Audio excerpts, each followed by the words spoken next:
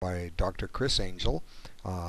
This was submitted in my members Post Your Best Games of Chess thread, and any game will do. It doesn't matter if it's a great game or one you need a lot of help with.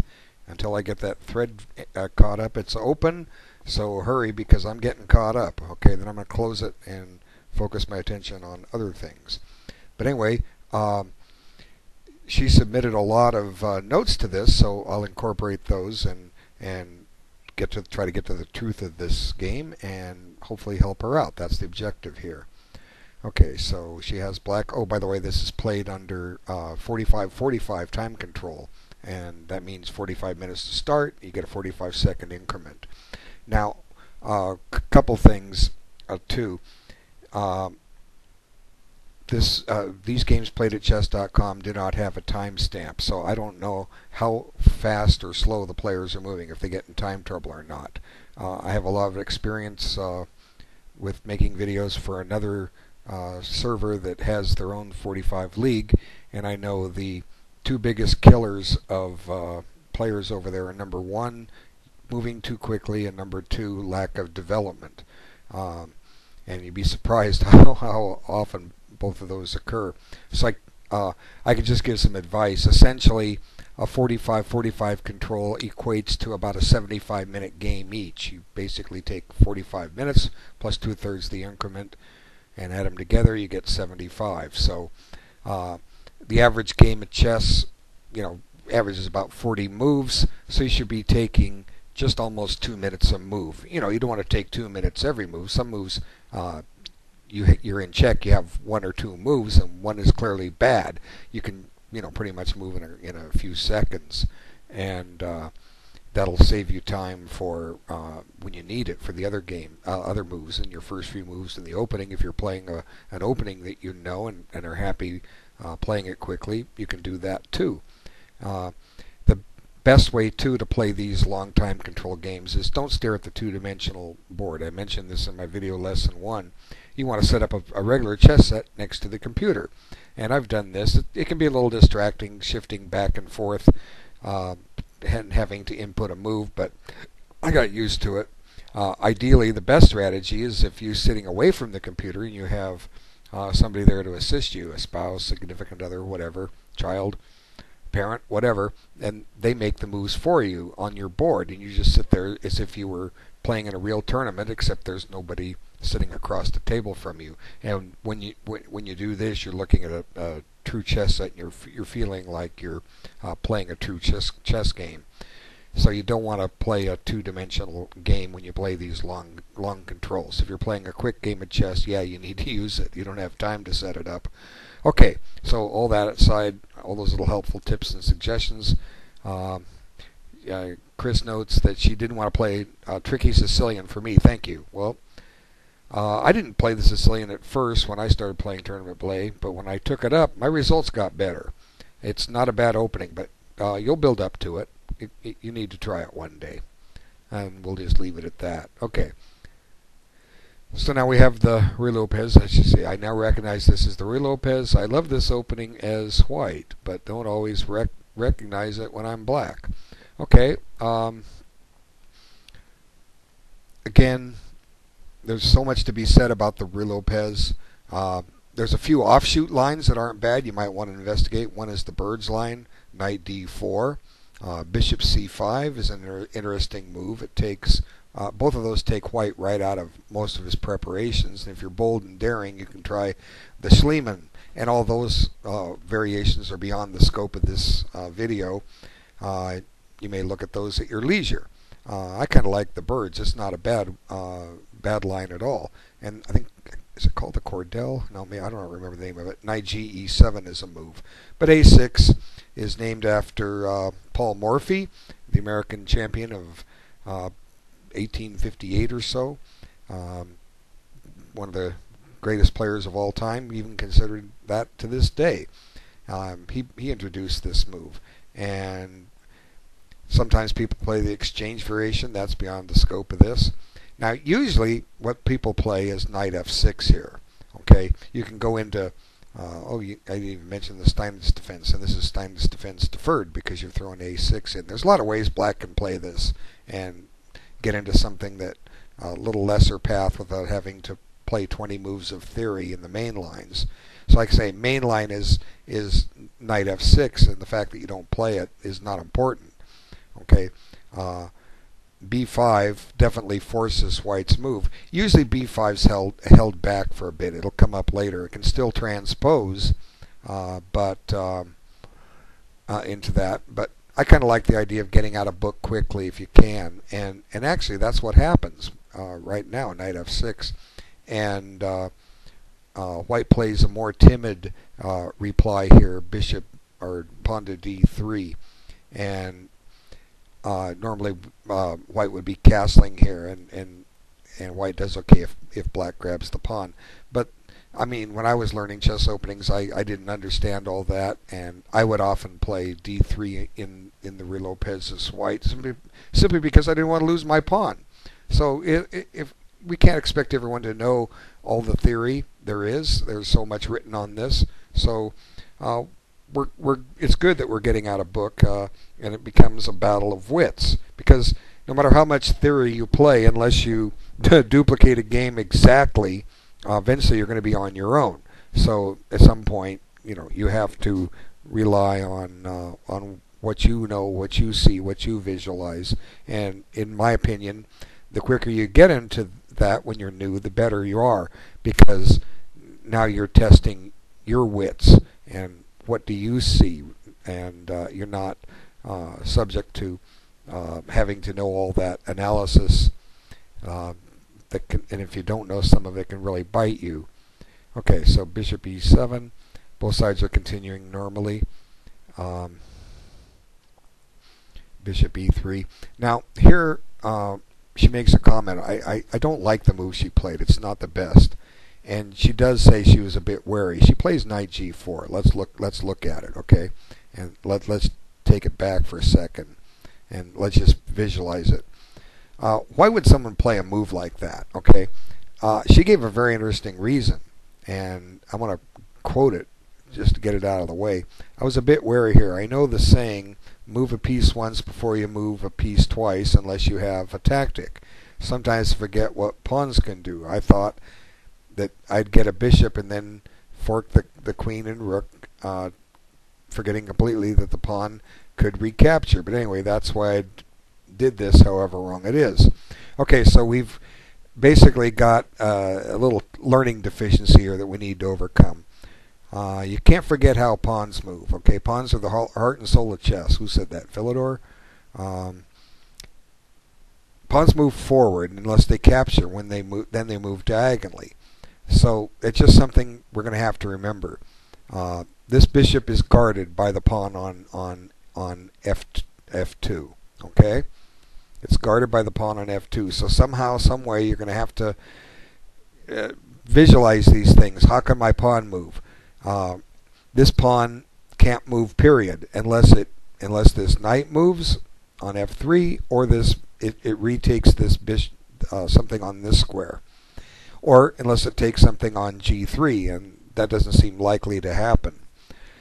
Okay, so it's basically getting used to it. Maybe we can draw, if you're analyzing a game, draw some little arrows, okay?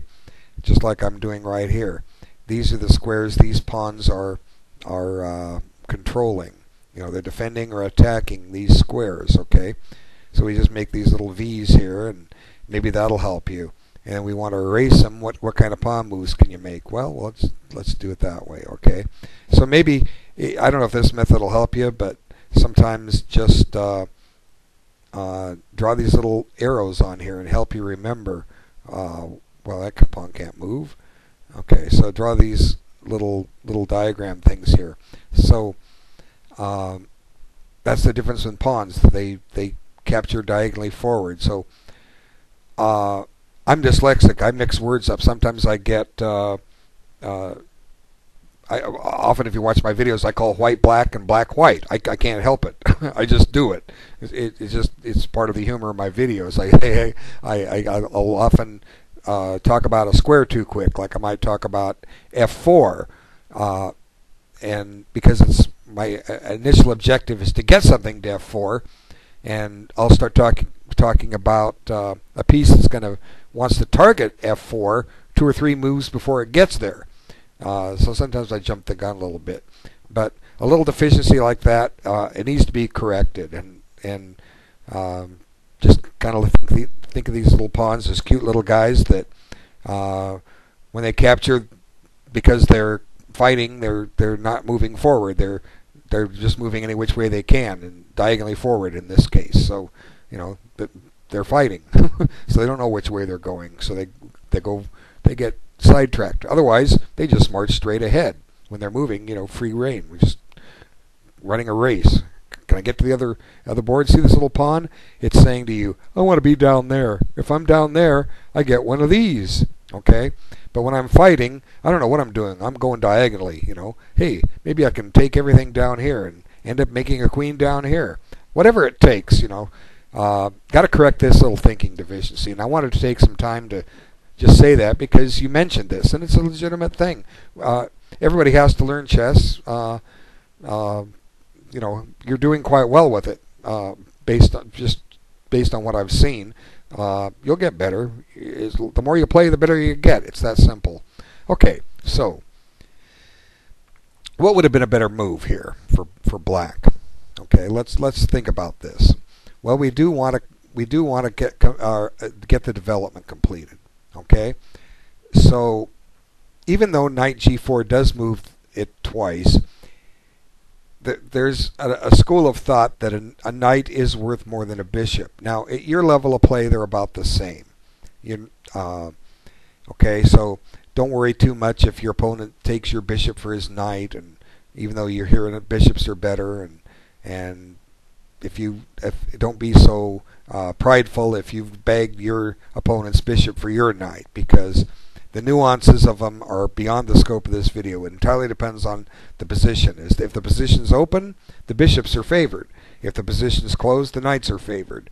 That's just enough to remember there. Endgame, kind of pretty much the same thing, but not always. You know, it depends on the pawn structure. In this case, see this white bishop? There's a lot of pawns on white squares. Okay, that reduces this bishop's mobility. So that maybe this is white's better bishop, simply because it's mobile around the pawn. So, you know, getting rid of it is, whoop, got the diagram wrong. Getting rid of it is not that bad of an idea, although it does spend a tempo. Another idea is go after the other bishop. It's something that black does in the Ruy Lopez, but usually white has this pawn up to c3 and the bishop tucks itself back to c2. So if you want to go for a bishop pair, it's not a bad choice. It's just that your game will stay even. It's just that one thing's always going to trump both of those, and you know the answer to that, and it's development. Okay, so what can we do to develop here? Well, let's see. Let's look at these three pieces here. Okay, we got a queen, a rook, and a bishop. We got to get them out. Well, logically, we got to get the bishop out first. Well, the bishop has a square right there, and you might say, hey, there's a square, I'll just put it there. And you know what? It's not a bad move. Not a bad move at all. But it doesn't solve the problem where we're going to put the queen. So there's an interesting move here you can play, and that's just d5. Okay, what does d5 do? Well, d5, okay, we have a threat on e4. Okay, there's the threat. If black does not, or white, see, I mixed them up. If white does nothing, d takes e4, and black is going to win a pawn. Okay, so it has immediate threat. Now white can cover that; it's his move. But at the same time, maybe we might want to kick that bishop out. We might not. It reactivates this bishop. But anyway, white's going to have to react to this. So let's suppose white exchanges your pawn. Okay. Now look, now you're still attacking the bishop, which is something you wanted to do, but there's a difference. Your bishop has a lot more mobility now, and you can get the bishop up to g4, bring the queen up to d7, and then develop this rook over here. Okay, who knows? Maybe white will react, and oh, I don't want to lose my bishop, and come back here, and then you just smile, throw your bishop out here, and then maybe your opponent attacks your knight. Now your knight's loose. You got to take care of it. I'm just looking at a possible line. And bingo, your queen's developed. You're ahead in development. You've got all three minor pieces out, so does your opponent. But your queen's out first. So for what it's worth, you know, it's basically an even game, but you're ahead in development. And you know, who knows? Maybe you even had a better move here. Maybe you could play knight here. Now you're threatening to double up those pawns. That knight is pinned. White may have to give up the bishop pair right then and there. And now you still have a pin on this knight. You've got the two bishops. The board is opening up. So, you know, this line isn't forced, but it just kind of shows you what happens when you develop your pieces. And I just, you know, I call it fantasy chess. We just play a line and make developing moves for both sides. And try to make some kind of logical move and then assess what happens. And there are more variations than that you'll look at than are actually played. You know, you might look at 4, 5, 6 variations every move, and every one of those variations has sub-variations. Well, you're not going to see all those positions. You're only going to see one. You just have to sort through them and find the best one. Okay, so you played knight g4. So, okay, it's forgiven. It doesn't cost you the game, and your opponent guards it. And now you know, you're just chicken. I didn't like this move. The knight now. Wait, I just went past it.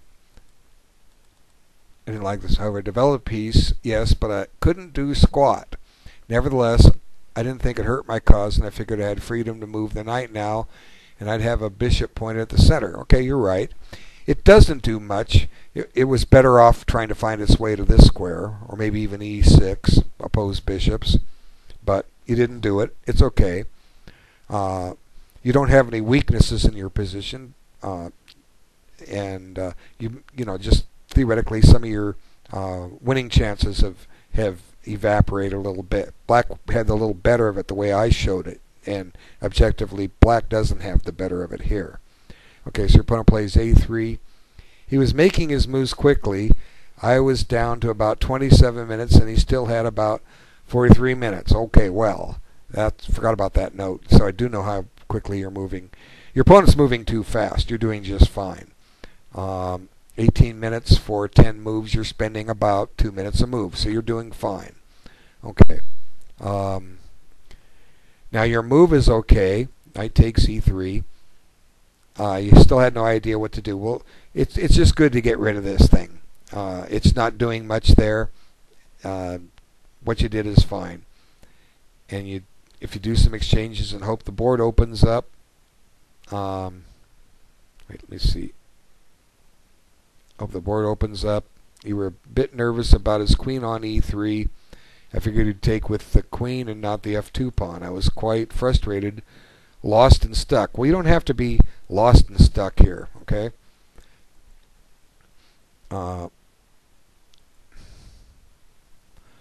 Okay, so what's missing here in your position? These two guys have to get developed. How are we going to do that? Okay, let's think about it for a second. We can play d6, which reinforces e5, then bring the queen up, and then swing the rook over. Or we can redeploy this bishop. Now, it doesn't seem to have much scope if you put it on f6. So maybe d6 is the better idea. What you did isn't bad, but it doesn't really help your development, okay? It doesn't help get these two pieces developed. Okay, so always think development, you know. And there's an expression, what's the best way to handle a wing attack? And that's effectively what this is. It's activity on the wing. Well, you play in the center, and that's what your opponent does, more or less. Develops a piece and strikes into the center. Okay, so here, let's see, I was kind of pleased here. I thought I made a decent move, and it was the first one in a while that I felt had a real purpose to it. Okay, you played b4. Okay, this isn't a bad move. Again, we still have to address these two critters. They got to get in the game. Okay.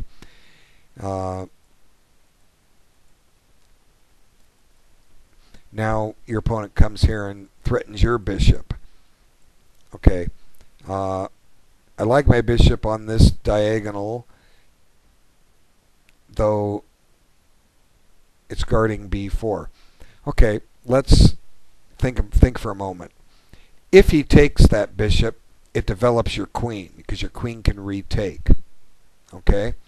And there's an old rule of thumb. Always make exchanges that help you develop your pieces. So just on that concept alone, it's not bad to let him take it, because it develops your queen if you take with the queen, and which you should.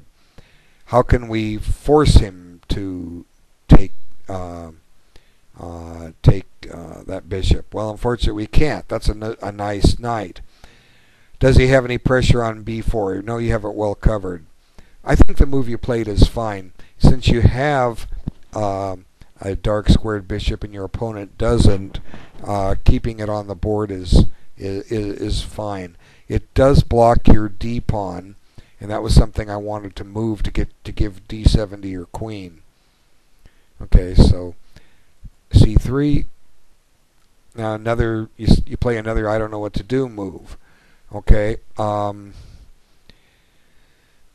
you play it with your move is rook e8. Well, what else do we do here? What else can we come up with? One way, you do this eventually, but not yet. One thing to try now is knight e7 here. And what's the purpose of that? Well, the purpose is that we want him to develop our queen. Okay, so knight e7 invites him to exchange knights. Now, is he crawling all over b4? Do you need to worry about that square? Let's find out.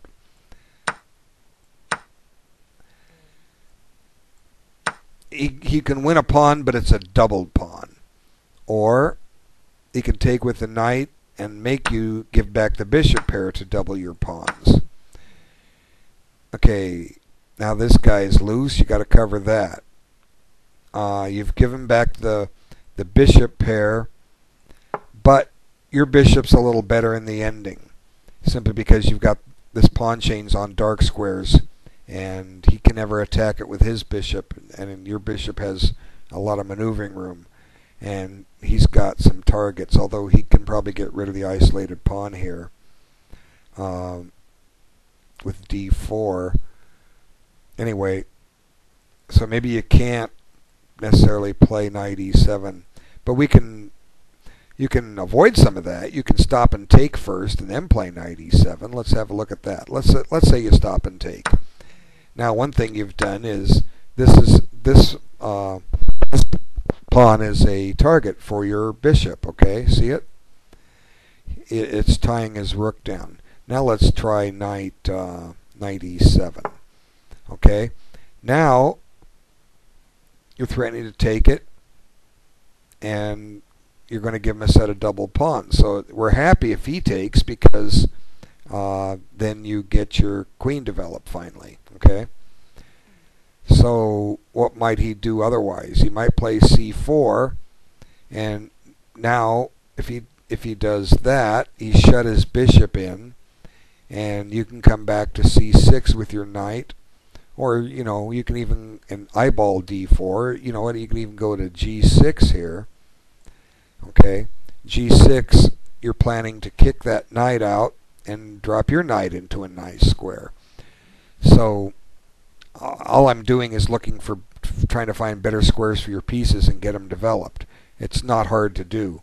You just look for developing moves and follow their path. And when a move like c4, I just did as an example because it gave this hole, and then I talk about f4 because that's just the natural path of this knight. When he's on e7, he's sitting on e7, he can go for d4 or f4. So anyway, you played rook e8, and you weren't sure what to do. Again, it's not a bad move. It's just not necessarily the best move. Okay, so white's starting to break the center open now, and you still haven't finished your development. Okay, so you got to get those guys out. How are we going to do that? Okay, here you kick his bishop. I wanted to force his bishop to move, i.e. force him to make a defensive move. Okay, but that's good thinking. make him stop and regroup. But again, you know, you've spent some time with that pawn move and haven't solved yet how you're going to develop your queen. Okay, so now bishop a4. And here, essentially, you still have approximately an even game. Just make some pawn exchanges. And let's just take a look, okay? If you take, he'll probably take back. Now, you're giving him this imposing pawn center, but you don't have a lot of tactical problems in your position. This pawn is weak. His queen and his rook are tied down, guarding it. And now you can just go about your business and try and evict that knight like you did, but a little safer. You don't do it at a price of a pawn. Although we're gonna have to step carefully here, because e5 could become a nuisance if he takes with check. I don't think you want to. Well, no, you don't want to take with the queen. e5 is gonna embarrass your. Well, no, you have it. You have a way out. This pawn is pinned, but you don't want to go back to d8. You just came from there.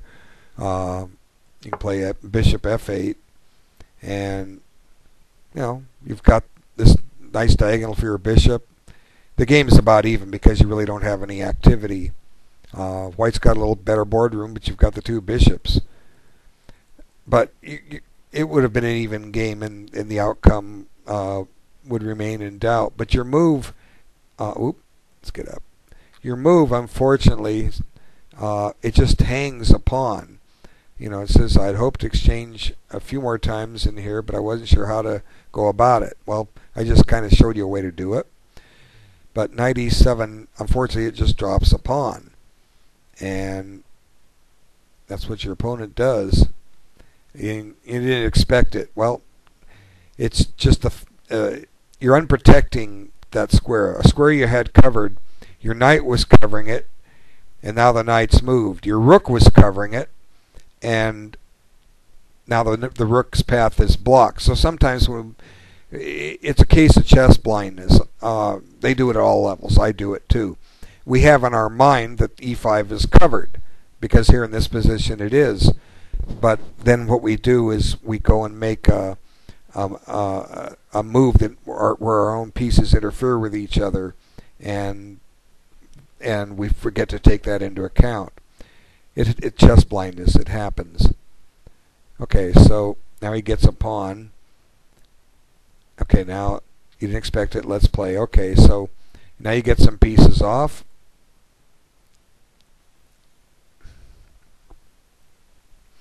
You gave a note here.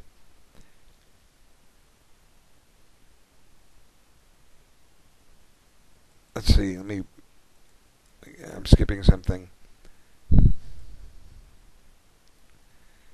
He takes, bishop, I'm sorry, knight takes d5. I'm not sure about your note here. Seems to be repeating the move. Oh, wait. Apologize here. See, it's one thing with the chess.com PGN, it always rearranges things. When you play a sideline, it makes it main line, and we got to find things. Okay, so knight takes e5. Oh,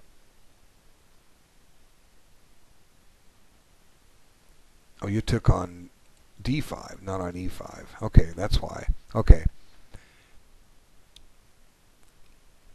Now you're saying if ed, you have f6 and you have this pin. That's true. And you would have gotten a free minor piece. It looks like it, yeah. Let's see. Let me double check. What did your opponent do?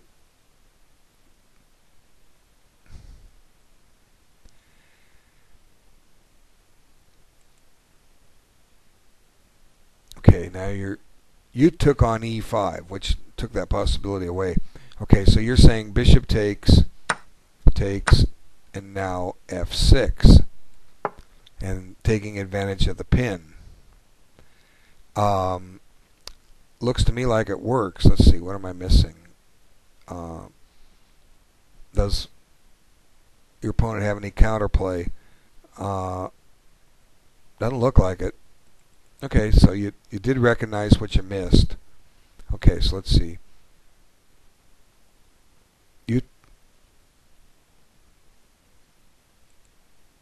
You took this way, and then it took here. And here, unfortunately, you both made some mistakes here, and I'm just going to make sure I got the PGN correct. Let's see. You took this, and you're hanging this bishop. This bishop is there for free. You basically give up a piece, and it's unfortunate. Your opponent now makes a mistake. Let's see, there's something in there else. On E takes, yeah, the way, just, I have to replace the PGN. Every time you put sidelines in here, it just destroys everything. It makes, you can't find lines. It confuses things. I wish they'd fix that, but let's go forward. Okay. Sorry. Okay, you took on D5, and then now you're saying you should be taking on D5 and playing F6, right? That's correct. Okay. Now you took this way. Now you're saying that if you took on D5, if he takes back the pawn, it looks scary, but it's better than what you wound up doing. Okay, let's make a quick assessment of that.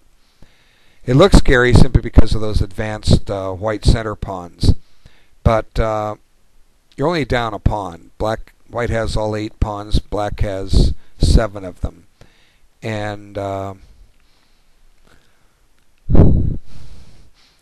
you can develop your queen out to H5. You can develop to E7. But you're not down a piece. It's a fight. You can make an exchange and try and operate on the B file. You have some chances. It's better than being down the material you were. Because your move, rook takes E5, it just gives up this piece. Now your opponent doesn't take it. Your opponent makes a blunder, plays F4, and let's see. But you're on your note taking with your pawn on, or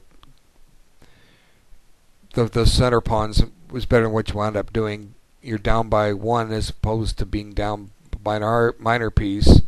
You may have been able to find ways to get your pawn back. Yeah, there were some open lines. It's still a game. He has to convince he can win a pawn ahead. But F4 is a mistake, and unfortunately you made a mistake too. When he did this, I knew I was going to be down a minor piece. No, you're not. Okay. He should have taken your bishop. Now, the move you played isn't the right move. Okay. What you need to do is give up the exchange and play rook takes. Now you're piece ahead. He must take. Okay. And now you take with the bishop. Okay. If you count pieces, you have 3, so does he. You're down the exchange, but it's better to be down the exchange than to be down a piece, because down a piece you have one less piece. And for what it's worth, you may get some counterplay on this long diagonal. Doesn't mean you will. Correct play, white should win, but here you have some potential chances. Anything can happen. The queen can go to 8. Whoop. Let's get that arrow a little further. H4 and G4 and mate. All kinds of ways that you can do something here. Yeah, he gets a pawn here too, but for what it's worth, you do have some chances just based on the fact that you have the same number of pieces. Here I would consider a move like rook A6, finally developing this rook and looking at all kinds of ways to swing it over to the king side. It could stop on e6 or g6 or even h6. Okay, and then this bishop will probably always have some safe square to come back to, c6, b7, maybe even a8. But that's how you should have played it. But what you did almost worked out. We'll see as we get there. Okay, so bringing the rook back just left you down a piece. So you both made a mistake on that. And now unfortunately you have a lost game now, but you start a comeback. And you're attacking it. You're saying, at least I got him to retreat. Now, I don't know. What if he just attacks you, gets back on that diagonal? But he didn't. But you got him to retreat. Okay, that pesky bishop. Okay, so now you're trying to generate some counterplay. Good. You finally develop your queen. You've got some threats on the open file. If you can trap his queen or anything, e5. Now you made an exchange of pawns. That's fine. Isolates his pawn on a3. You've got the b file now. Is that rook on b8? That's there. I'm just wondering if it... Yeah, you put it on b8. Okay, so you got the open file. It can go down to the 7th rank. Whoop. I was trying to get the right spot. So you're trying to utilize the pin. That's fine. An alternative would be rook to b2, just because you can go to the 7th rank. But I don't know. He can oppose it, and your rook's kind of embarrassed there. But anyway, it's fine. d6 is good. Now he attacks your rook. Oh, good gosh, here he comes, you say. Again with that pesky bishop. Okay, so you backed it up to keep the pin. Now he pushes here. And you took. And you say, got one pawn back. Good for you. And here he's misplayed it. Now his bishop's no longer attacking e6. And you said here, it must have worked. Your switching must have worked because he took a very long time for some of these moves, and our clocks were much closer to even at this point. So that's good. He did slow down and take his time. So here you took his pawn. Maybe instead of taking that pawn, consider e5. Why e5? Because it makes it a pass pawn. Okay? And you're getting ready to push to e4. For what it's worth. And it's that much closer to being a queen. It's taking away squares from his bishop. You're still the worse off for wear. It's just an alternative. Okay, but let's see what you did. You took, see it. You do gain a tempo on his queen. So, I'm just saying it's just another alternative. Okay, so now his queen's got to be to retreat. And g6, I figured I'd make a pawn chain in case he got any funny ideas about attacking f5. Well, that's good. Your pawns are shutting his bishop out. You don't worry so much about the dark squares because he has a light squared bishop and you've shut him out. And here, and you say, I'm very proud of yourself here. I had an idea. I'm not going to go for the exchange yet. I think I can get another pawn back. I have my eye on the a3 pawn. Okay, so you play queen f8. You're looking at it. You want to trade rooks and grab this. Okay. And he takes, and he doesn't even see that it's loose unless he's just gambiting it. And now you have enough pawns for the piece, don't you? You have 6 pawns. So you're very excited. He's aimed right at your passed pawn, but you have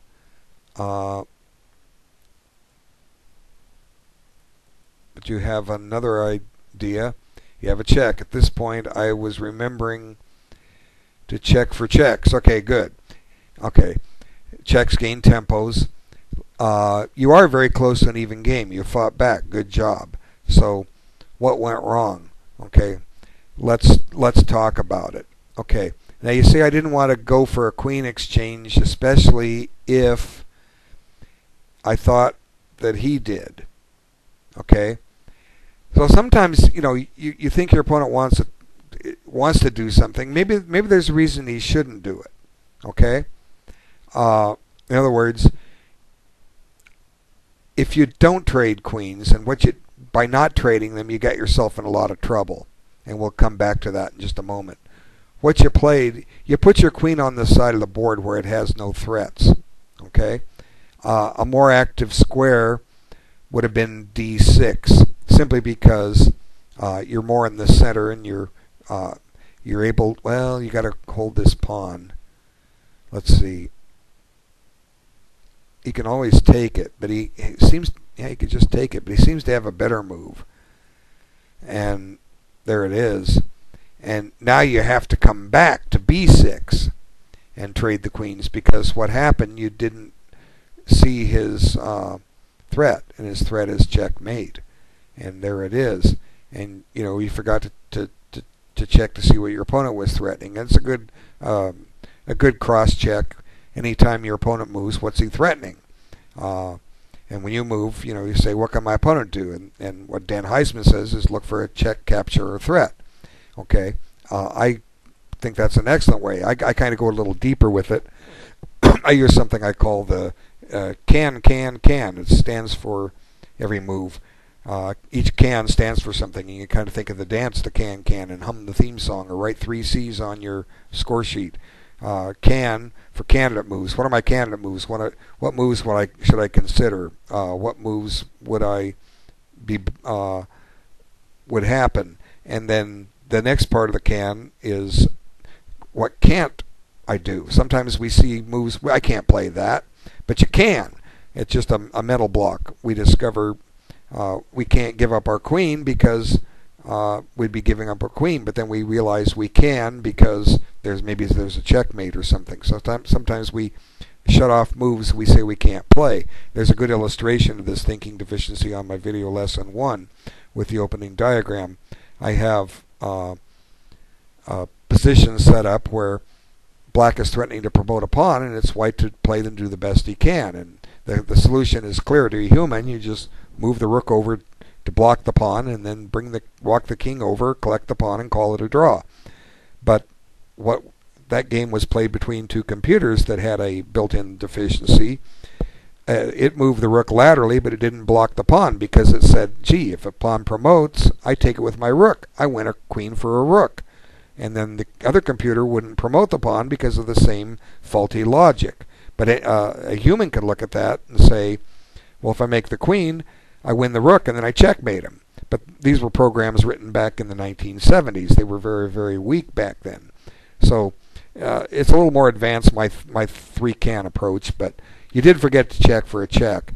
And if you just use it in this position, when you play queen a5, I mean, one thing is, the pride of your position is this passed pawn. What if he just takes it? So let's see what you have here.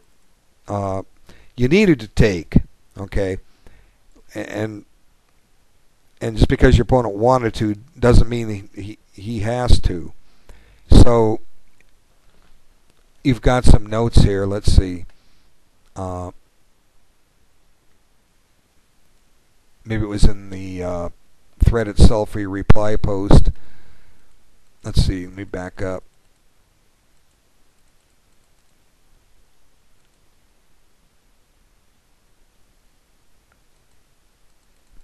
But anyway, I know you gave some long-winded analysis here, which came from a chess engine. Okay, I want to address that. In my opinion, the worst thing you can do to help your game at this level is to bring a chess engine to give you an evaluation. Okay? And I'm noticing in the last several years that more and more authors, book writers, everybody, coaches, whatever, they're even players are giving engine analysis in a game. And, why not? They'll solve the problem for you just like that. We don't have to work on it. Well, let me give you my own reasoning on this. I'm going to illustrate this soon, and I've told several people already. I'll give you a perfectly good logical reason why not to use an engine to help. Okay, when you misplace something and you have to start looking for it, you finally find it, right? Okay, well, there's one fact about this. When you do find it, you find it in the last place you looked. Now, why is that? Well, it's because once you found it, you stop looking for it. So you always find something in the last place you looked. Okay? So the minute you turn on a chess engine, you know what the best move is. You stop looking. Okay? Now you've solved the best move. You stop looking. You're taking away all the opportunity you have to analyze a position and evaluate yourself. Now this position here, I could do a 5-hour video on this. I could sit down with you across the table. We could talk about this position for 5 hours. Probably 30 minutes would suffice to get you the proper training as to what could be happening on this. But if we're just looking at this with our minds, we're uncovering the truth. Now, I think one of the reasons why chess authors, book writers will use an engine, it's something that used to take place, I noticed, back in the 70s, and it was probably taking place years before that. When a grandmaster wrote a book, he had to be absolutely sure everything he said in there was accurate. And I disagree with that, and I'll give some reasons. The reason is if he publishes some notes that are erroneous, sure enough, someone's going to come along, some class 1,600 players going to come down and say, write a letter to Chess Life, which I used to see happen all the time in the Larry Evans column. Mr. Evans, look at this. Grandmaster Schwarzenpuffer says, play this move on move 14 of the Gruenfeld defense. But if you do this, the whole game falls apart and you lose. And Evans looks at the thing and says, gee, you're right. And now Grandmaster, what did I call him, Schwarzenpuffer, his reputation is taking a hit, and suddenly he's this horrible writer, and nobody can trust anything he says. Well, baloney, baloney. We all lose games. We all make mistakes. So what? He made a mistake in that book. The whole purpose is we're trying to analyze.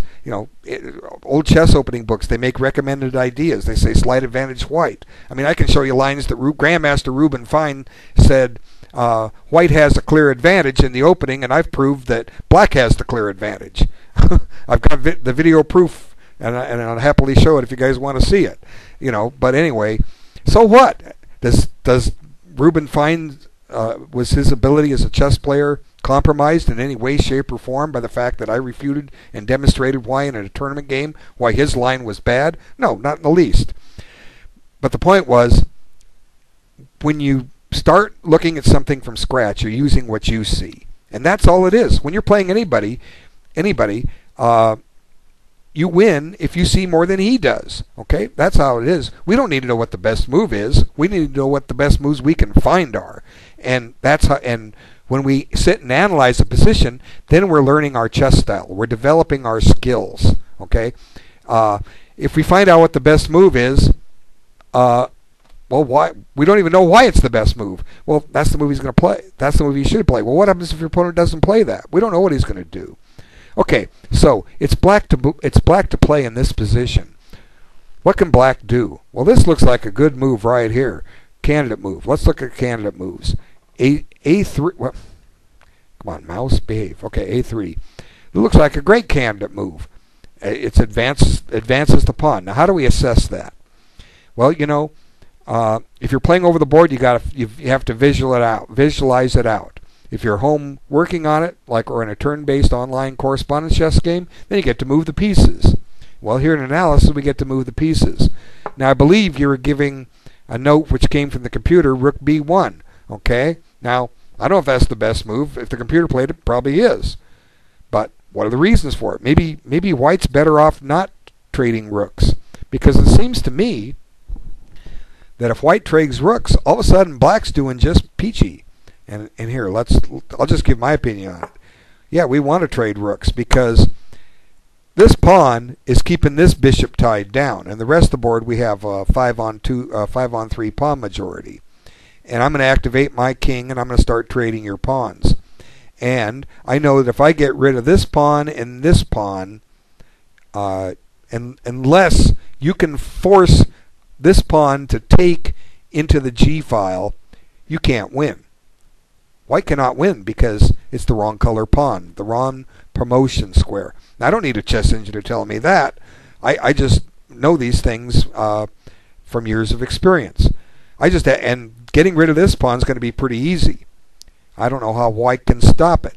So your chance, the rook trade gives black at least a draw, and black may even win this. Okay, let's just start making advancing moves. Okay, what's white going to do? He better not run his king too far into the white position, because if he gets the king down to this square, suddenly black's going to have an extra passed pawn, and they're going to outduel that bishop. So, just visualize this here. Okay, count them up. 1, 2, 3, 4. That pawn is there, or that king is on h7 in 4 moves. What's black doing? He's pushing here. 1. Now these moves cancel out. 2 and 3. We're putting that pawn on d3 the instant this king's on g5, and suddenly white loses. His bishop is overworked. It cannot guard and stop both pawns. So black's going to have an extra passed pawn here. Now it's just a matter of keeping these as decoys. White can't do anything. So king e3, c5. Got rid of that pawn. You can't bring the king down. The king has to stay around here. Can white win this pawn? I don't know. But I can say one thing: black's all the closer to a draw now, because he just got to get rid of this pawn here. Can he do it? I don't know. But black's made some tremendous progress. This is where we again sit in and analyze. We don't put this in the computer to find out what the solution is. We sit and we work out sub-variations, and we try the best we can. We make the most aggressive moves. So what's white going to do here? King d3. Okay, I'll put my pawn there. Now white's saying, well, you can't guard it with your king. Okay, well then I say, okay, fine. I'll start getting my other plan in motion. I'm going to get rid of that h pawn, or that g pawn, so that you only have an h pawn. Well, what's white going to do? Shuffle his bishop a little bit. Here they come. I don't know if these are the best moves or not. I'm just demonstrating a point. Now I've got my pawns about as far as they can go. Here's a way to do it. Now if you're not careful, black may find a breakthrough and get a passed pawn. You can't shuffle this bishop forever. There might be a way for black to win this. What's he going to do? If he plays h3, you have f3. And looks like a pawn's going to queen. And if he takes here, you take. And bingo. If anything, I've forced you to have the pawn. I've got at least the draw. Okay? I've got at least the draw, just like that. Because when you take this pawn, even though you can probably win all these pawns, you can never promote that one. And who knows? Maybe black even has a win here. These pawns are tricky. What's white going to do? If he plays king f3, whose move is it? Oh, it's black's move. Yeah, just push g2. Let's tie that king up. Suddenly black's winning, just like I was saying. So the line the computer thought, we beat it on what we call the horizon effect. The computer can't see that far ahead. It can't see 30 moves ahead that we've played, or however many moves we played, to realize why it's a losing move. What would a human do? Who knows? But that's where we analyze. Let's go back. Okay? Let's back it up. That was just one sample line. It wasn't a forced line. I could have probably had 10 bad moves in there for black. But it's the best moves I could see, and if you can find better, you beat me. Okay? That's the same thing in any game. If I sit down against the Grandmaster, he's probably going to beat me because he's a better player. Okay, so A3 looks like a tremendous move. I'm going to push that pawn to A2. If you're not careful, what are you going to do? If you play Bishop B1, I'll play Rook here, and I'm getting ready to push it again. Drive that bishop out. You can't activate the king. What are you going to do if you're white? Try to activate the king. I'll just keep my rook on the 7th rank. Okay, let's put it here. Now maybe I can win something. You know, win that pawn on D4, and then you'll have more pawns for the piece. You'll have way more. You had some incredible winning chances here if you trade the queens, simply because you have come all the way back, and because of the pawns, white's got a very difficult task ahead of him. It's not fun when you have one piece to try to chase a bunch of pawns. So I think, you know, Rook B1 may be the best move if that's what the computer's saying, but maybe it isn't. Maybe the horizon effect beats it. We certainly get all kinds of play here. What's the other alternative? Stick the rook behind the pawn? That'll force you to go behind the pawn. Okay, now maybe bring the king up, but I think we've tied his rook down. This rook is ideally posted behind the passed pawn. We're still going to get our other passed pawn, right? I don't see any way white can stop you from getting pawn to C5 in, and you know, maybe this is a better defense for white, but his rook's tied down. Your rook is active, and your king is active. He can't stop C5. What's going to try? G3. Let's spend a move. Take. Look how active your king is. You know, you're doing well here, and pretty much a lot of things hold true that held true in the other line. If you trade rooks, you're very close to at least a draw, simply because if you can saddle white with nothing but his H pawn, white can't win. You draw. You know that rule, right? The bishop, if you have a rook pawn, the bishop must control the queening square. Otherwise, the defender draws, and unless you move the king deliberately out of there, where it doesn't control the queening square, you can't lose it. Try it on your own if you haven't already. It's just a basic book position draw. You can be down a bishop and a pawn and draw. I just had a game like this on an online game with another title player.